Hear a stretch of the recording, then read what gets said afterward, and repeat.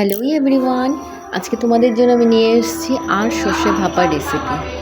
তো আর সর্ষে ভাপা করার জন্য আমার লাগছে কিছুটা পরিমাণ আর মাছ, যেটাকে আমি নুন, হলুদ, আদার রস আর ধনে গুঁড়ো দিয়ে বেটে ম্যারিনেট করে আধ ঘন্টা রেখে দিয়েছি। তারপর আমি সর্ষে, পোস্ত, কাঁচা লঙ্কা, নুন দিয়ে বেটে নেব এবং নারকেলের যে শাঁসটা থাকে সেটাও বেটে নেব।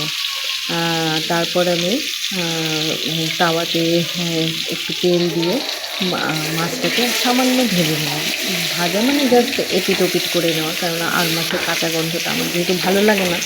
তোমরা চাইলে না ভেজেও করতে পারো, কিন্তু আমার ভালো লাগে না বলেই আমি একটু এপিট ওপিট করে মানে জাস্ট কাঁচা গন্ধটা যাওয়ার জন্য করে নিচ্ছি। এভাবে ধীরে ধীরে সব মাছগুলোকে আমি উল্টে পাল্টে নিয়ে নামিয়ে নেব।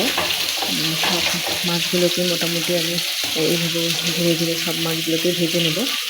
তারপরে ভেজে নেওয়ার পরে দেখো আমার সব মাছ ভাজা হয়ে গেছে।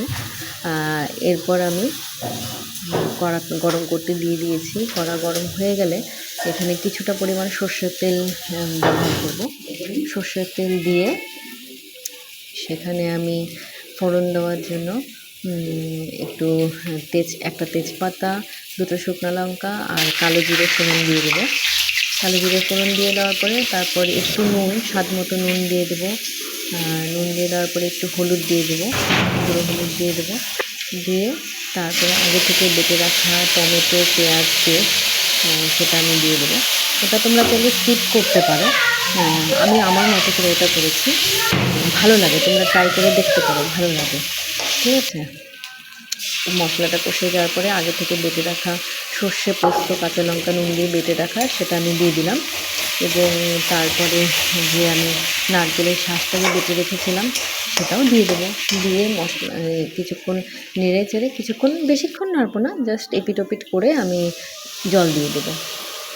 জল দিয়ে দেওয়ার পরে জলটা একটু ফুটলে পরে তারপরে সেটাতে আমি ভেজে রাখা মাছগুলো দিয়ে দেবো।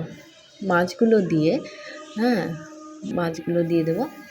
মাছগুলো দিয়ে দেওয়ার পরে আমি জলের পরিমাণটা দেখবো যে কতটা পরিমাণ, কারণ মাছটা সেদ্ধ হবে এই জলে। মাছটা তো আমি বেশি ভাজিনি, জাস্ট এপিট ওপিট দিয়ে গন্ধটা যাওয়ার জন্য দিয়ে দেবো। দিয়ে দেওয়ার পরে তারপরে আমি সেটার মধ্যে কী করব, কয়েকটা কাঁচা লঙ্কা ওপর থেকে দিয়ে দেবো, কারণ সর্ষে পোস্ত বাটার সময় আমি বেশি লঙ্কা দিইনি, সেই জন্যই আমি কয়েকটা কাঁচা লঙ্কা দিয়ে দেবো। কাঁচা লঙ্কা দিয়ে দেওয়ার পরে আমি ঢাকনাটা দিয়ে দেবো। ঢাকনাটা দিয়ে দেওয়ার পরে কিছুক্ষণ আমি 15 মিনিটের মতো রেখে দেবো। গ্যাসের স্টিমটা একদম মিডিয়াম স্টিমে রেখে দেবো। মিডিয়াম স্টিমে রেখে 15 মিনিট পর আমি ঢাকনাটা খুলব। ঢাকনাটা খুলে দেখব মাছটা কত দূর, ঝোলটা নিচে লেগে যায়নি তো কড়াইয়ে, একটু দেখে নিয়ে তারপরে আমি আবার ঢেকে দেবো। ঢেকে দেওয়ার 5 মিনিট পরে আমি দেখবো মাছটা অলমোস্ট হয়ে গেছে। তারপরে একটু নামানোর আগে আমি একটু কাঁচা সর্ষের তেল দিয়ে দিলাম, যাতে মানে সর্ষের যে একটা স্মেল আছে সেটা একটা চলে আসে। এরপর আমি গ্যাসটা অফ করে দিয়ে আমি নামিয়ে নেব। আমার তৈরি আর সর্ষে ভাপা। কেমন লাগলো রেসিপিটা তোমরা অবশ্যই আমাকে জানিও। ভালো লাগলে অবশ্যই লাইক, কমেন্ট অ্যান্ড শেয়ার করো। চ্যানেলটি অবশ্যই সাবস্ক্রাইব করো। Thank you.